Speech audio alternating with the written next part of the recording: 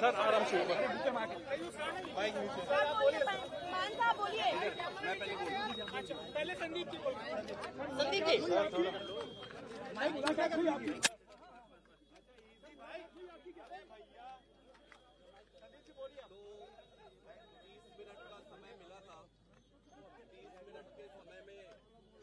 जैसे ही हम मिलने गए मान साहब बहुत भावुक हो गए और मान साहब की आंखें भर आई, उनके आंसू निकलने लग गए। इसके बाद थोड़ी देर में अपने आप को कंट्रोल करके फिर आगे की बातचीत शुरू हुई। मैं चाहूँगा कि मान साहब आप थोड़ा आगे कंप्लीट। मान साहब ये बताइए कि मुलाकात कितनी देर की हुई आपकी? क्या कुछ मुद्दे पे चर्चा हुई है मान साहब? 12 से 12:30 और जैसे ही मैं मुलाकात की जो कुर्सी थी तो बहुत दुख हुआ दिल को कि मतलब जो हार्डकोर क्रिमिनल होते हैं, जो अपराधी होते हैं, उनके वाली सहूलतें भी नहीं मिल रही हैं। मतलब क्या कसूर, क्या मतलब अरविंद केजरीवाल का कसूर क्या है? मतलब उसने अस्पताल बना दिए, यही कसूर है। उसने मोहल्ला क्लिनिक बना दिए, यही कसूर है। उसने बिजली फ्री कर दी, यही कसूर है। उसने स्कूल बना दिए, यही कसूर है। तो आप उनको ऐसे ट्रीट कर रहे हो जैसे बहुत देश का बहुत बड़ा आतंकवादी पकड़ लिया हो। मतलब जेल का मैनुअल को देखिए, जेल का मैनुअल देखिए, इसमें ये लिखा हुआ 102 क्लॉज है। इसमें लिखा हुआ है however the superintendent of the prison may allow well behaved prisoners to have face to face interview after giving due consideration to security and other related aspects. मतलब इससे पहले चिदम्बरम साहब जब अंदर थे तो सोनिया गांधी मिलने आती तो उनको 1 to 1 एक कमरे में बिठा के वो मुलाकात कराती थी। आज शीशे के पार जैसे बहुत बड़ा कोई हार्डकोर क्रिमिनल जो है वो बैठा हो सामने, शीशे के पार फोन पे बात करवाई। मतलब हद हैरानी की। मोदी जी चाहते क्या है? मतलब ऐसे ये ट्रीटमेंट मिलेगी क्या? संदेशा बचाया कि सामने नहीं हुई, शीशा लगा हुआ था, फोन पे उधर से फोन पे बात कर रहे थे और शीशा भी ऐसा गंदा शीशा कि शक्ल भी अच्छी तरह के एक दूसरे की नजर नहीं आ रही। लेकिन ये जो चीज है ये बहुत ही इनको महंगी पड़ेगी, क्योंकि अरविंद केजरीवाल जो कट्टर ईमानदार है, जिसने पारदर्शिता की राजनीति शुरू की, बीजेपी की राजनीति खत्म की, उनको ऐसे ट्रीट किया जा रहा है। आज मुझे थोड़ा टाइम लगा अपने आप को संभालने में। मैंने अरविंद जी से पूछा कैसे हो, उन्होंने कहा चलो मेरी चिंता मत करो, ये बताओ पंजाब का हाल कैसा है?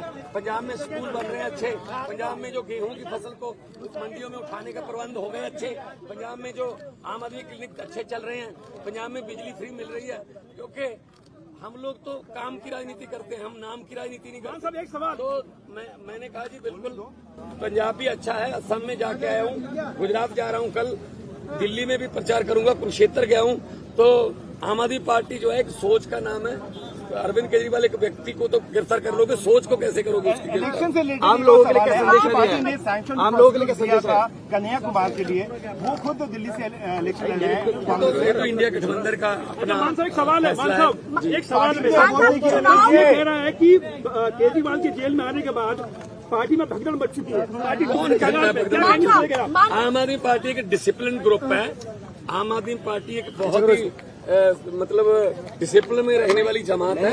हमारी पूरी पार्टी एक साथ है, चट्टान की तरह हम अरविंद केजरीवाल के साथ खड़े हैं और आएंगे, बाहर आएंगे। और 4 जून को ये बात मेरी नोट कर लेना, स्क्रीन रिकॉर्डिंग करके रख लेना, 4 जून को जब देश में रिजल्ट आएंगे तो आम आदमी पार्टी एक बहुत बड़ी पॉलिटिकल शक्ति बन के उभरेगी। 21 रिटायर्ड जजों ने सीजीआई को कहा है कि सर 21 रिटायर्ड जजों ने जब सर से मिले तो हम सबने पूछा कि सर आप कैसे यार, आपका हेल्थ तो ठीक है, आप कैसे हैं? उन्होंने कहा कि मेरी चिंता छोड़ो, ये बताओ कि जनता कैसी है। उन्होंने पूछा कि क्या जनता को फ्री में जो बिजली मिल रही थी वो कंटिन्यू है, मिल रही है। उन्होंने पूछा कहीं बिजली कट तो नहीं, पावर कट लग तो नहीं रहे। उन्होंने पूछा कि अस्पतालों में जो दवाइयाँ मिल रही थी क्या वो दवाइयाँ अभी भी मिल रही है। उन्होंने पूछा कि बसों में जो यात्रा हो रही थी फ्री में महिलाओं की, क्या वो अभी भी कंटिन्यू है।